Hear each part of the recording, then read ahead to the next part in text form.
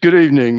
Before I open the meeting, can I ask members or officers in physical attendance with an electronic device to mute it to avoid feedback?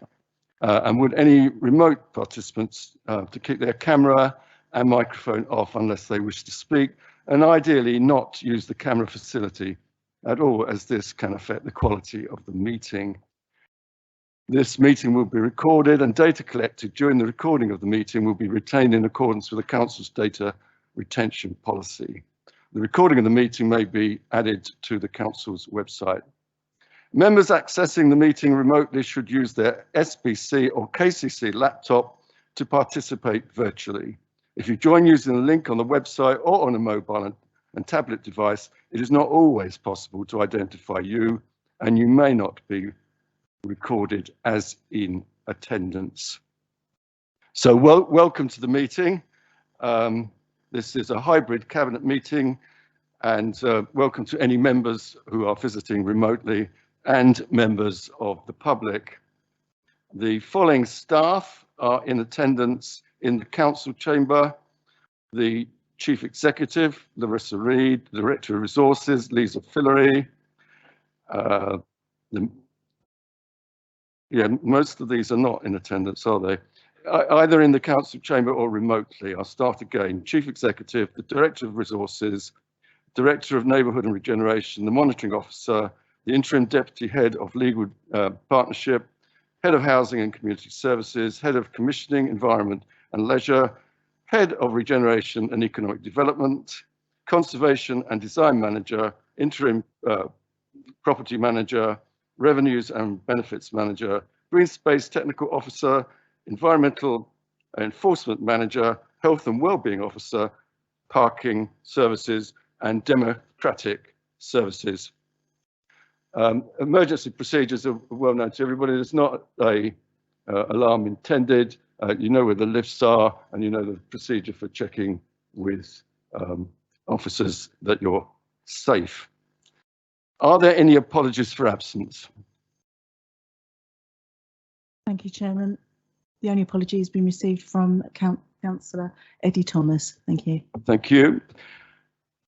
The minutes of the meeting held on the 9th of February, Cabinet members, do we agree that they are correct record?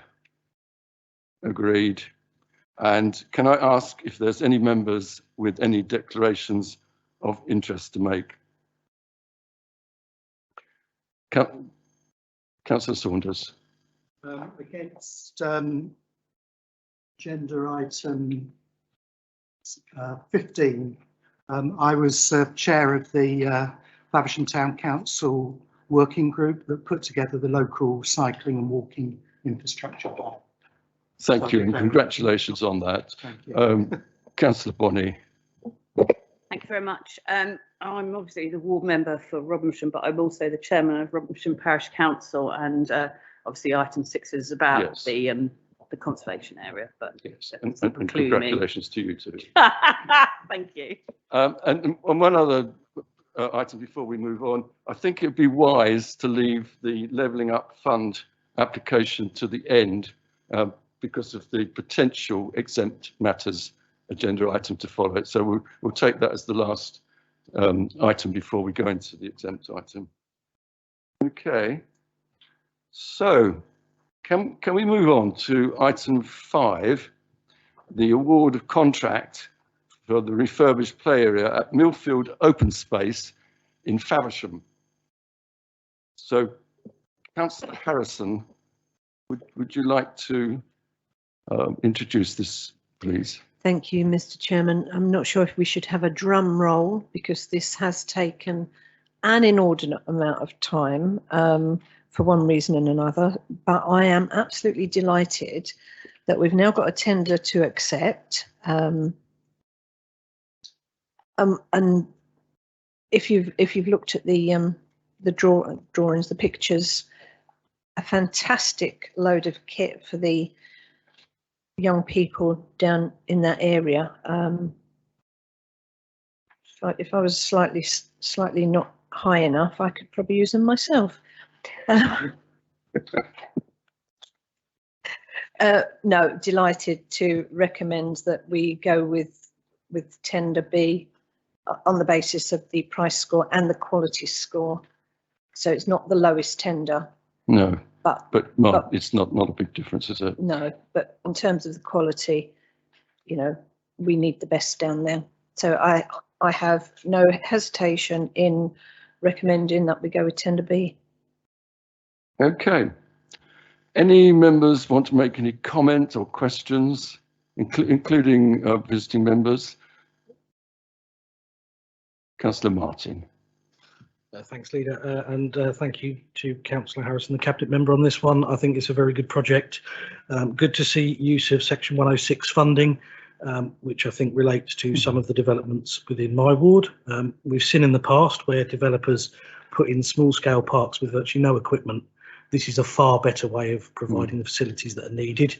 I'd also say that there's been great work done by both the Cabinet Member and the Deputy Cabinet Member, Councillor Perkin, on this one, pushing for more accessible play equipment as well. And I am delighted to see the plans that are there, and hope to see the similar things rolled out in other areas when they come up for renewal too. Thank you very much. Councillor Baldock. Yeah, thank you, Chairman. Just like to make a couple of comments. I'm delighted 2.8, but we have gone with the best quality rather than the best tender price. I think that reflects this administration's focus on delivering on good outcomes rather than trying to cut the corners.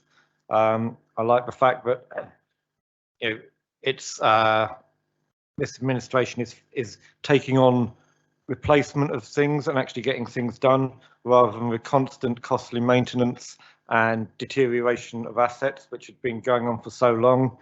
And of course, this helps us to meet DDA compliance, which is something that we should be very proud of. So I think this is an excellent piece of work. Thank you. And any other members wishing to comment?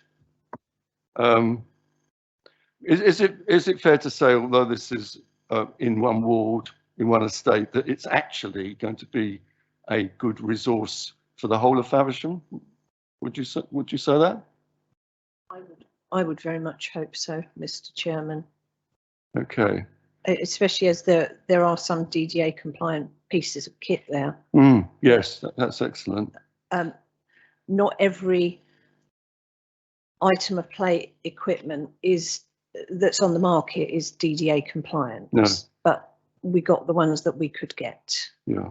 Okay, very good.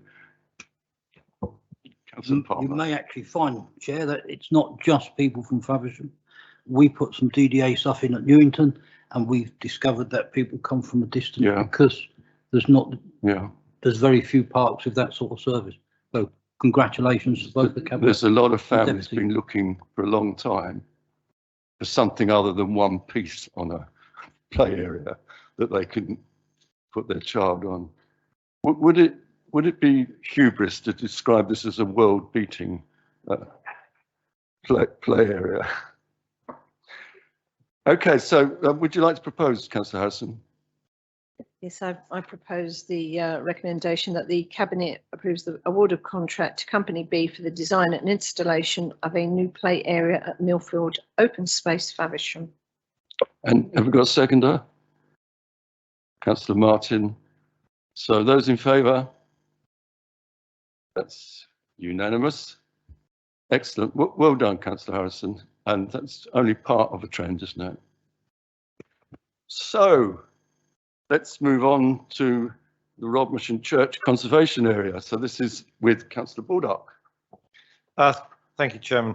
I could talk at length about this, but I know in the past I've done so and then left the Conservation Area Manager with little to say. So I'm going to hand straight over to Simon this time so that he can say it. Simon, come in, Simon, please. Thank you, Councillor Baldock. Thank you, Chairman. Yes, so this is a piece of work that came off the back of review work for the Rodmersham Green, Tunstall and Milstead conservation areas, and we realised in looking at Rodmersham Green that there was a separate area that appeared to be on the face of it worthy of conservation area designation, but it was too far removed, too isolated from Rodmersham Green to be considered as a possible extension to it. So we looked at it as a possible new conservation area, and we've given it a thorough assessment by our heritage consultant Peter Bell, and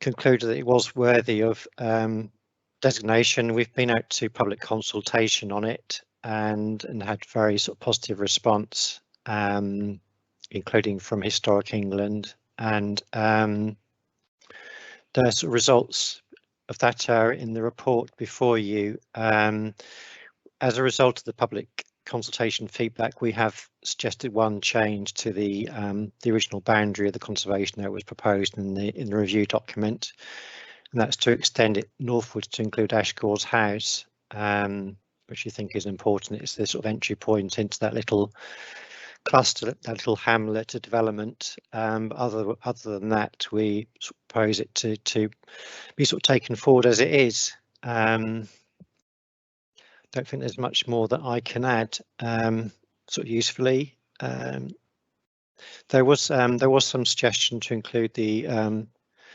cluster of buildings further to the south, but we felt those were too far removed, and there's already a listed building there which provides some protection to that cluster of buildings, so we didn't think that was appropriate to include. Bear me a second.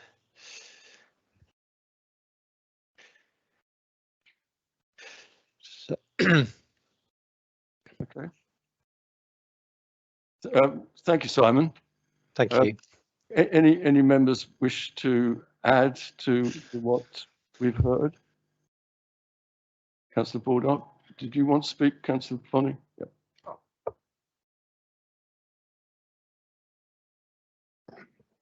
Thank you. Just to say thank you to the officers and to the cabinet member for this document. It's quite a thorough document. There has been a storm since. So on page 60, there's a nice view. You can see under it says archaeology, and there's a church, and there's actually a very tall tree there. Well, that is no longer exists because that's disappeared. But to say thank you, it's a great piece of work, and certainly I do think if you look at the history and the archaeology of the site, it certainly warrants conservation area status. So I'll be supporting it. So thank you. Okay. So would you like to propose? Yeah, I'd just like to say, but our conservation area documents now are really handsome documents, and they can be bought from the council at cost, obviously. And I would recommend that anybody who's interested in local history of some of our villages might want to look at buying some of these conservation area reviews, because they're beautifully written, beautifully laid out, and worthy for, you know, as future documents, the history of the area. Apart from that, happy to recommend all the recommendations as listed. There's 5 recommendations. Seconder? Okay. Councillor Bonney, is that all right? Okay. So members in favour? That is unanimous. Okay, I have to advise that the next 2 items plus the urgent item on the agenda are Part B reports for decision by the Cabinet. So we move on to agenda item 7, which is in Councillor Saunders' name. Thank you, Lee. So this relates to the environmental enforcement and prosecution policy. As you'll see in the paper, the current policy is out of date, and this is a very specific policy which relates to the environmental response team with very specific detail and information in it.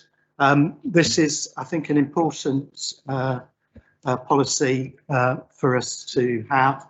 It's an important area of work, and quite a lot of it we actually contract out the service delivery and the enforcement activities. So it's about ensuring that we have a consistent and efficient and effective approach to inspection and enforcement, and it's a set of policies which try and ensure that we achieve consistency. I'd particularly draw your attention to the comprehensive equality impact assessment, which is at the end. And I think that provides a set of policies which will ensure that our contractors work consistently and fairly, but also hopefully sensitively with the public in enforcement activities. So I would propose that we accept this paper. Thank you. Any members wish to contribute to this? So would you like to propose, and then we'll find a seconder? Yeah, I will propose. Right, seconder, Councillor Baldock. Okay, take the vote. Those in favour? And that is unanimous. Okay, so we're on to agenda item 8, which is Health and Wellbeing Plan. So that's Councillor Harrison. Thank you, Mr. Chairman. The recommendations to review progress to date and approve the 2022-23 action plan proposals. I'm hoping that I'm expecting that everyone's read the paper. A couple of highlights, I think. One of the things that I think I said right at the start is that we need to build wider relationships with our colleagues in health. There are a number of tiers in this council, from elected members, director, as well as the health and wellbeing officer, who are involved in a variety of partnerships with our health colleagues. And one of the things, a number of places that I've been to recently, there is an increase in awareness and acceptance that the wider determinants of health, which come under district and borough councils, are what is going to make a difference in the long term to the health and well-being of our community. Councillor Gould said very early on also that 90% of the health and well-being needs of his patients he can't prescribe a pill for. It is that those wider determinants, and I say increasingly the health partners that I meet with, and the same for the other officers, is that they acknowledge and welcome our input. So it's not very tangible, but building relationships from a very limited position. Yes, we've had involvement in 106 with the health people, but very little else.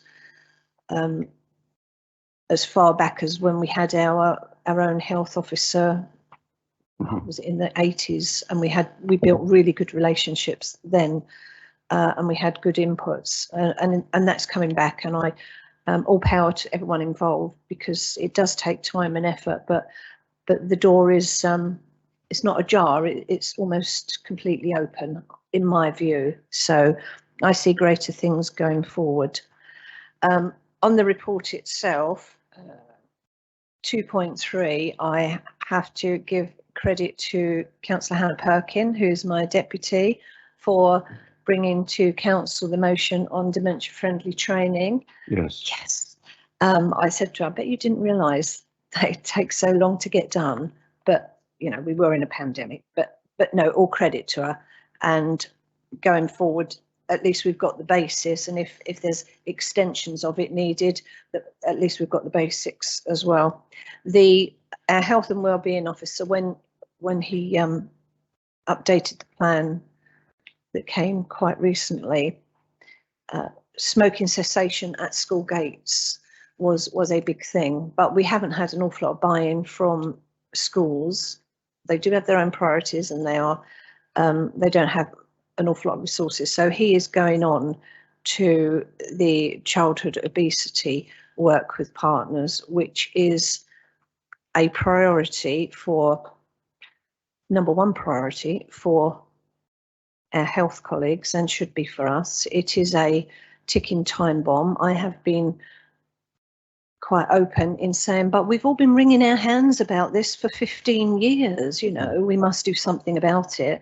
Both childhood obesity and adult obesity in wards in Medway and Swale are outliers in the country. They are really poor, and we do need to grasp it and do something about it. and no one person can deal with the issue. It is a partnership approach, and that's the only way that we're going to actually make a difference. You know, we can provide everything. We can provide the green spaces and the equipment and all the rest of it. But as I say, it's got to be a partnership, but it's also got to be an education thing. And as part of that, because we have put in here about 2.5 online catalogue of services, which I think is key to this whole area going forward. And not just, to be fair, health and wellbeing. Sometimes it's, oh, the council does that. Yeah, but I've clicked on 6 different buttons and I still haven't found it. So we need to make sure that the information that we do hold is readily accessible, because it also then goes on about signposting to residents. That's about addiction services. And I thought on this, just as we were going into the pandemic, we produced a healthy eating, a recipe book, which our little working party got together on. I can't say that I made one of the recipes and did the photo, because I didn't, but I know a number of staff did and some members did.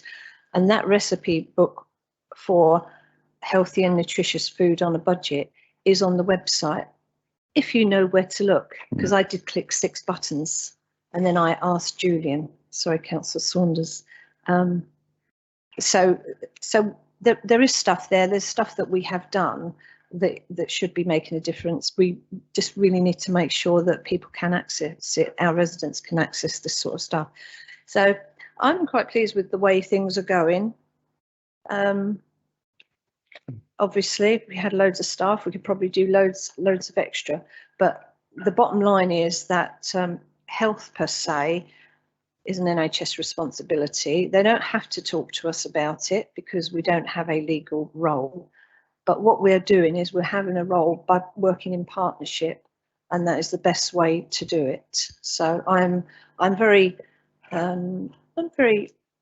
hopeful that going forward this will make a real difference to our communities. Okay. Do you want to say anything about the work done by your officers on this, Mr. Evans, for example? Zach has been brilliant. Thank you. No. If Zach's there, did you hear that? I did. Thank you very much, Councillor Harrison. No, we've very much been taking a team approach this last, well, since we're all online and the rest of it. Zach is the health and wellbeing officer, but the whole community team, I think I could say, have been working together. And if I say mixing and matching, I'm sure we know what I'm talking about, and helping each other. And, oh, did you think about this? And did you think about that? Mr. Fairman has been doing very short activity videos for the website. Yeah, everyone's been playing their part. And obviously, I mean, we put in the reports that we have implications, equality and diversity, risk and risk management, blah, blah, blah, blah, blah, health and wellbeing implications. And that is being taken in reality by all of the staff in the communities team. So I'm very pleased the way that they're all working together. I have to highlight Zach, who's doing a brilliant job. Councillor Bonney. Thank you. I'd just like to echo all the comments made by Angela and I think Councillor Harrison, sorry. This is really important because it feeds through into a lot of portfolios, including mine, Regen and Property. And we have been banging at the door of various partners who, as you quite rightly say, don't have to listen to us. But there have been, I would say, some glimmers of hope in progress. Certainly speaking to the CCG, who have recently agreed that they're going to do a needs review for Sittingbourne in terms of the NHS, which I think is a good starting point from which we can then assess what we have and haven't got for that area, but also from the levelling up bid, where we're looking really closely and carefully at what can be done to help transform those health services, which again we're not responsible for, but we can use our levers, we can help with funding or finding funding, and put partners together. And I think that's our key responsibility. Although we're not responsible for healthcare, we can create that network so that we can hopefully move things on in a positive way for our communities. So I welcome this. Thank you. Councillor Palmer.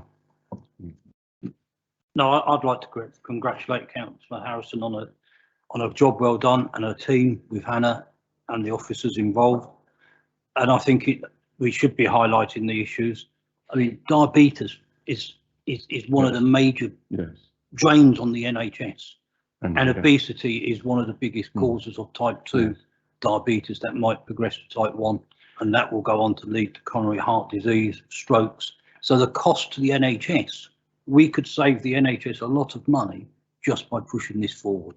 So I think it's important for the people in our community to try and get on board with this. I congratulate you and your team on how you've approached it and pushed it and driven it forward. And let's hope we can have some success with health colleagues further down the road. Thank you. Thanks so much. Councillor Valentine. Thank you, Chair.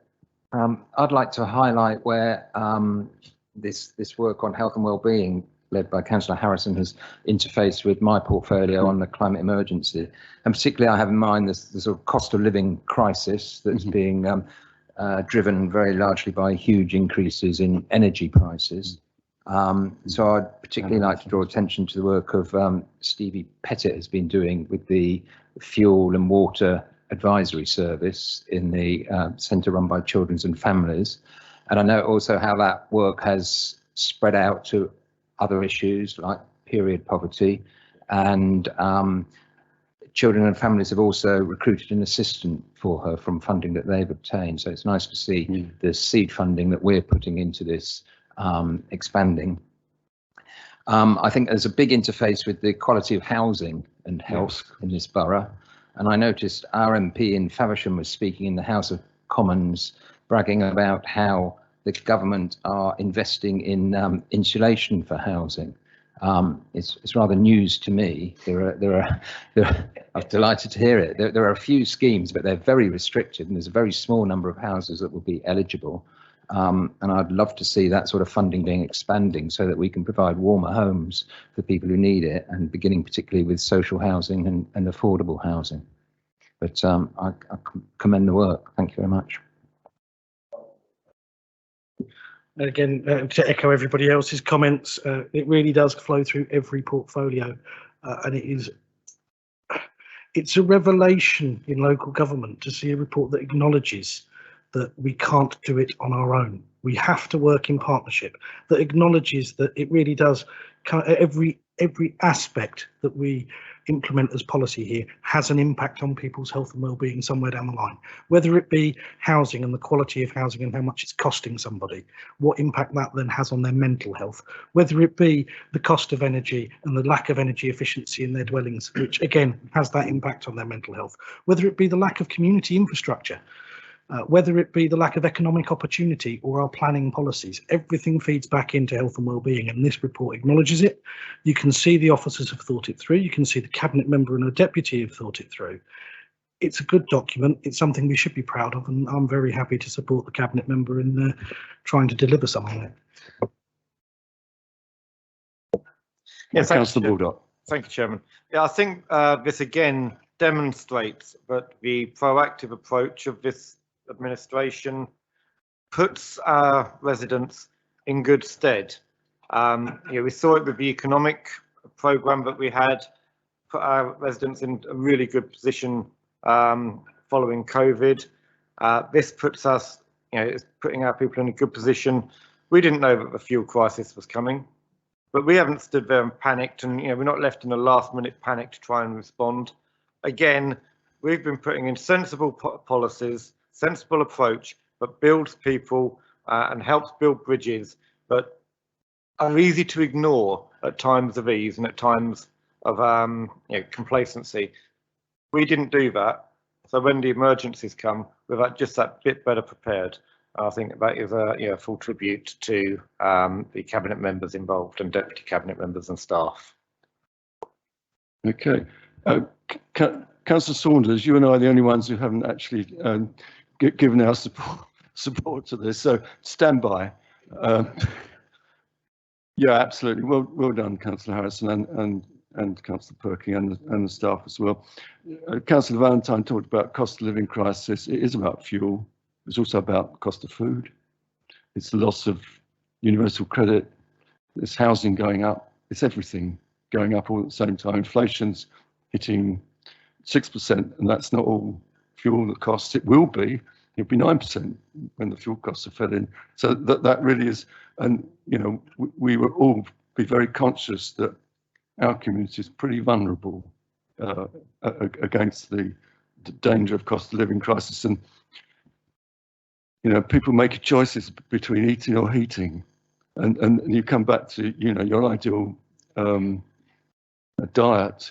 Well, it's not always easy when you haven't got any money to eat as nutritiously as you really ought to do. So it's hard work, and it needs to continue. And it is, as you all indicate, a collective priority right across all our portfolios. Councillor Saunders, do you want to speak? You don't have to. Well, I will say one thing. Councillor Harrison mentioned the recipe book that we produce, and I would have to say that the chicken noodle recipe in there I've turned to on a number of occasions. So it was a very good initiative. I would just echo what other people have said about the. So when we next have a cabinet away day, make sure we have some chicken noodle. Okay, so Councillor Harrison to propose, and you've probably got a queue of seconders. So Councillor Harrison, you proposing the recommendation? Yes. Yeah, I would like to say two other things. I know you. I didn't give you that chance, but you'll probably take it. I know you won't mind. This is the health and wellbeing plan, but you know, those people who've spoken have all said that it is cross-cutting. And one of the cross-cutting things I should have mentioned is the work that Councillor Valentine is doing on air quality. Many years ago, we paid University of Kent, I think it was, to do a study of respiratory issues on the Isle of Sheppey. Now, okay, we didn't do a study elsewhere in the borough, but I'm sure that respiratory issues are elsewhere in the borough. I don't want us to wait until a child dies of asthma to say, oh, I think we've got a problem with the air quality down there. You know, we need to do something about cars. So it all fits together, you know, and, you know, certainly with respiratory issues, I have a personal interest, not air quality, actually. It is key. But if you haven't got the data, you can't do anything about it. Well, you're very restricted in what you can do about it. So, you know, it is a collaboration right across all the portfolios. And the other point that I wanted to raise was on this obesity issue.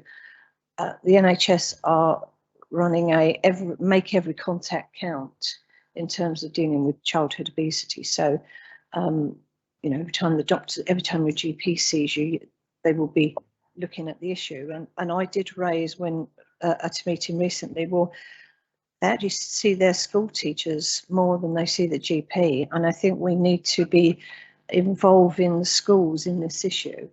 I have mentioned to colleagues about the 13-year-old boy who was morbidly obese and died because he could not be treated. He died of cardiomyopathy, as it happened, but there was no hospital that could treat him because he was so morbidly obese. And I believe reading the head teacher of his school said, well, I've got guidelines. If a child turns up with bruises or, you know, keeps having a broken limb, but I've got no guidance on issues like obesity. So this poor child had been just expanding, you know, week after week after week until the end. And there was no, I know you might say common sense, you should have raised it, but teachers have to be so careful these days with getting involved. So I know the coroner has asked the government to put out guidance to schools and teachers on that sort of issue as well. So hopefully that will never ever happen again. But it is, you know, if your teacher's seeing you more more than anybody else, then they're the ones that should be raising these issues. And we will get there in the end, and hopefully other children don't die in the meantime. Thanks. Okay, so you're proposing seconder, Councillor Palmer. So once again, those in favour? Once again, we're unanimous. Right, so we move on to agenda item 9, the awarding of contract off-street car park pay terminals. I've read about this in the local paper today, Councillor Palmer. Yes. Yes, thank you, Chair. And it's interesting, if you read the report title, it says off-street car parking pay terminals. And all they're doing is replacing them, and there will be many different payment methods, which I think should be stressed. You can use your debit card, you can use contactless, you can even use your smartphone. And it may please a few people, because there are a sizable number of people who still use cash. So cash will be one of the options, and there will be very many other options. So it's replacing them, but you will still be able to use cash. It's a 7-year contract, and if you look at page 128 at 2.9, quality score, the supplier that's recommended did achieve the highest in quality score, and again on pricing. So we've got good value for money, but also quality, and the social value was all rolled into the tendering process. So I'm quite happy to recommend the 2 recommendations there under 1 and 2, if we can take them together. But if anyone has any questions, please feel free to ask. Okay, and anybody got any questions? Councillor Valentine. Sorry, I've had an email from a resident. These are the machines are already in the central car park in Faversham, I believe, where it was a trial. Is that correct? That's right. There's two car parks, Central and Albany. Yeah. So it turns out the machine was out of order, which is what the answer to the question was. But I was a bit concerned to hear this, because I thought the idea of these machines were more reliable. And am I right in thinking they don't give a paper ticket anymore? Because it's the printers were the cause of a lot of the unreliability. Well, I don't know if they give a paper ticket. I'll ask Martin on that one. Mr. Casso, could you come in and clarify whether these machines give a physical ticket? Thank you, Chair. Happy to confirm that they do give a paper ticket. Obviously, the machines in Central Faversham will be replaced as well. They were trial units, so you know, like any machine that has moving parts, there will be issues. But what we've seen throughout the trial is a vast reduction in the number of faults on the machines compared to the current ones. Thank you. Okay. No more questions. So, Councillor Palmer, you propose. Seconder, Councillor Baldock. Those in favour? And that's going unanimous. And as you remember, we're not going straight to item 10 now, because of the exempt item. We'll take it later. So we'll go on to the financial management report, which is the report on the finances for the current financial year. Okay, so just the main headlines, really. Firstly, at the end of the 3rd quarter, we are anticipating an annual underspend of 99,000. But you remember we set aside over 1 million from a previous underspend to meet possible overspends in this financial year due to COVID. Insofar as these COVID pressures have occurred, they've only sort of materialised in housing, planning and environment and leisure, and they've been balanced by significant underspends elsewhere. Would you know about the bus compensation? Remember I talked about this before. We've had to compensate bus companies for an understanding that was agreed in 2017 because of the disruption to the bus companies due to the highways works being done around the Spirit of Sittingbourne project. And previously we had put that into the revenue budget, but it doesn't belong there.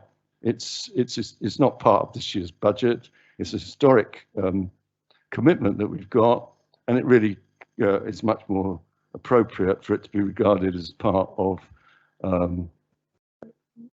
development project. And therefore, we will need to take the funding that we've got to give back to the bus companies from the Kent Pool business rate. Going back to the COVID recovery fund, you can see in paragraph 3.9, whereas we haven't had to use it for a lot of revenue spending, we do have to use it for some impacts of COVID. But even taking that into account, there'll be a substantial balance on that fund to carry forward and possibly be added to any other underspend in the revenue budget for the year.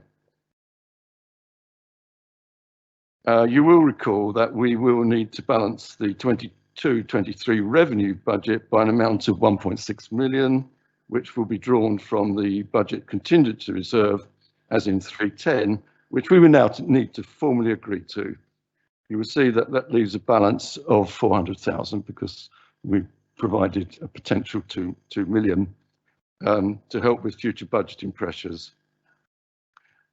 Please note we are continuing to rationalise reserves to free up any funds that are now not needed.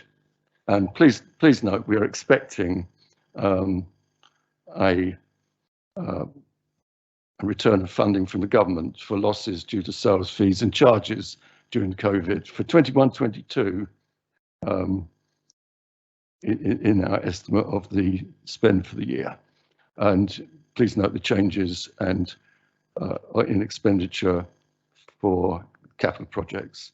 So I'm proposing we agree the 8 recommendations that go with this report. Do I have a seconder? Councillor Palmer, thank you. Any comments? Or Councillor Baldock. I have signed off a £63,000 bid for planning staffing, which I don't know if you actually received yet. I know you have. It's not actually part of this report. It's about the Improvement and Resilience Fund, which isn't actually in this report. Anybody else? No, excellent, thank you. Who seconded it? Councillor Palmer. All those in favour? That's unanimous. So we go on to agenda item 12, procurement of Swale House refurbishment project. So that will obviously be you, Councillor Bonney. Bricks and mortar. Oh, thank you. Bricks and mortar. Yes, that's my department. Thank you very much. I'm very pleased to bring forward before members tonight the procurement of Swale House refurbishment project. So the recommendations are: 1, that we approve the appointment of Company A and Company G for Swale House windows and roof finishes and insulation. So Company A will be doing, let's get this right, will be doing the re-roofing. Company G will be doing windows and insulation. That's correct, isn't it? Yep. So if you look on, let's have a look, page 195, it quite clearly sets out there contractor A, lot 1 with a tender proposal of 314,000, and lot 1 is the re-roofing element, and they had an evaluation criteria of 96%. Contractor G had put bids in for lots 2 and 3 tenders with proposal of £1,064,609.20, and the second lot 3, that was £206,820.40. And those that are eagle-eyed would say, well, that's not 1.9 million, but we have in there obviously professional fees, as well as a contingency and a fee contingency in there, which takes it up to 1.875 million. So the recommendation 2 here is to agree the recommendations to the revised proposed works and the award of tender as set out in the document. And number 3 is to delegate the award of contracts to the Director of Resources and Director of Regeneration and Neighbourhoods in consultation with the portfolio holder. And 4, to agree any underspend up to the approved sum of 1.9 million to be allocated for future internal refurbishment decoration works. So as you're well aware, we're looking at new ways of working. I think you can all see from the space around us that the internals have not benefited from any kind of upgrades over the years. This building is like heating a colander, and this is, whether you want to call it dealing with the climate emergency, whether you call it housekeeping, or whether you call it just doing some TLC and some maintenance on this building, which is absolutely sorely needed. This building is extremely important for Swale. It houses its staff. Clearly we have too much space, so in the long run the aim is we reduce our space and our take on this building. And with the economic regeneration hat, that of course means there's opportunities for other businesses to come in and occupy the space. This is a key employment site within the town centre, so this building has a great function in drawing in the business and supporting other businesses in the town centre. So I would recommend that you approve this tonight. Thank you. Excellent. I don't know whether you want to add anything. No, I think you put it very succinctly, Councillor. Quite an impressive summary. Okay. Councillor Valentine. Thank you, Chair. Yeah, I'm very happy to see this report, very happy to support it. Just have a few questions. I realise you may not have the answers to hand, but maybe you could let me know. Because of the the scope of the project is reduced from that which was originally proposed, and we can't go for the BREEAM standard anymore. So I appreciate that. I was just wondering if you could give me an idea of how much we would expect to see the carbon reduction on Swale House, how much we would expect that to see reduced with the work that's specified here. And I'd also be interested in the reduction we might expect to see on energy costs and the sort of payback we would see on the project. And I'd be really interested for those figures on Masters House as well, but while I'm here. Is it possible for you to say now, or would you need to do some? I have those off the top of my head, but we will find them out and provide them to you. But just to be clear, that the original scoping was when we were looking at a full 9 yards refurbishment of this building. We're not doing that, but what we're doing is a substantial change to this building. If you were doing a full 9 yards refurbishment, then you'd expect to go down a BREEAM rating. Obviously what we're doing is what I call housekeeping and good housekeeping and maintenance. So we would expect to see substantial energy improvement, because obviously we're putting double glaze. We've got single glazed windows. Many of the windows don't shut properly or open properly, so whether it's winter or summer. So we will get you those numbers and provide them. But it was the carbon saving will be as per the report that came out in 2020. And I think we did some calculations there. There's some really minor differences on windows, which, to be honest, we're still above building control requirements for double glazing, so we're going above that. But there's increments of going above, and the economy of scale in terms of return, what you get. So we'll get you that. Okay, so I think that Councillor Harrison was slightly a microsecond in front of Councillor Martin. I just wanted to say that over many years, talking to the staff, when the heating's on, some parts of the building are like a sauna, and other parts of the building they're sitting in their overcoats because they could be in an igloo. So no, it is, and I do think that double glazed windows will make a difference. We do need to look at the heating. At the moment, it's just all going outside, except in some parts where it's like a sauna. But no, I'm pleased about this, and I hope that the staff will see an improvement in their working conditions. Thanks. Councillor Martin. Yeah, very much welcome this, and reading through the works, I seem to recall that the roof has some upgrades to it as well, so that it's future proof for us to do other things later down the road if funding's available. So very much a case of going as far as we can with the funds that we've got. So very much appreciated and very supportive. Excellent. Okay. So you propose And have we got a second? I can't remember. Councillor Harrison this time. Yes, I'll propose. Okay, those in favour? It's unanimous. Okay, good. That's number 12 done. So number 13 is to approve the revenue and benefits service moving from Civica document management system to information at work hosted through Maidstone Borough Council. The report is pretty clear. And unless you've got some questions, I propose that we accept this.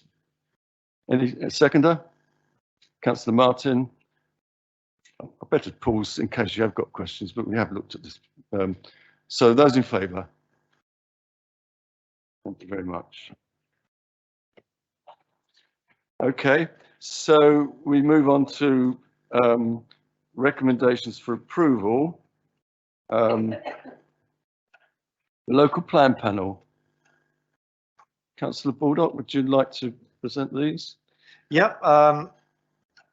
The minutes recommendations are there.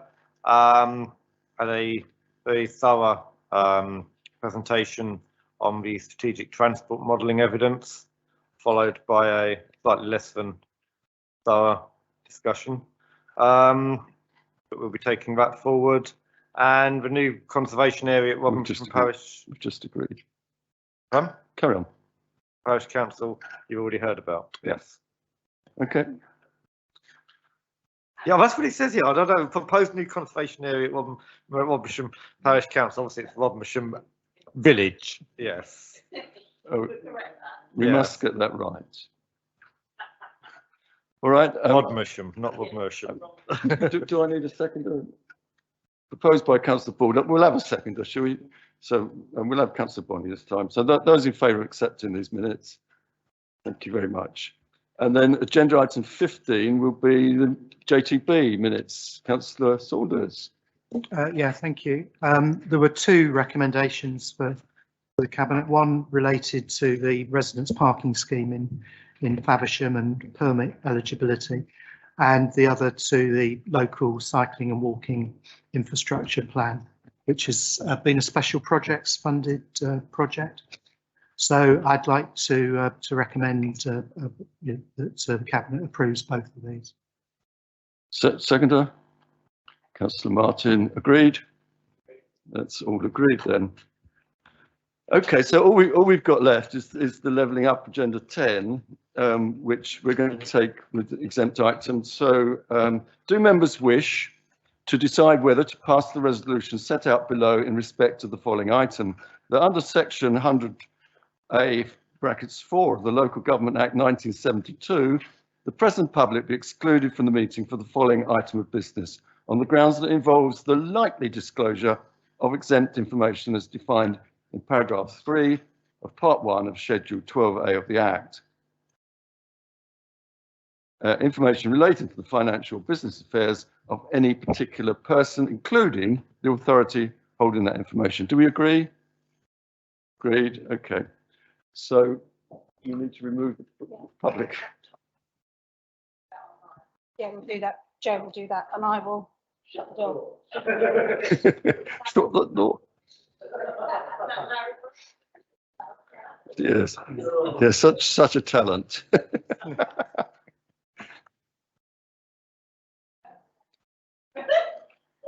Have they all gone?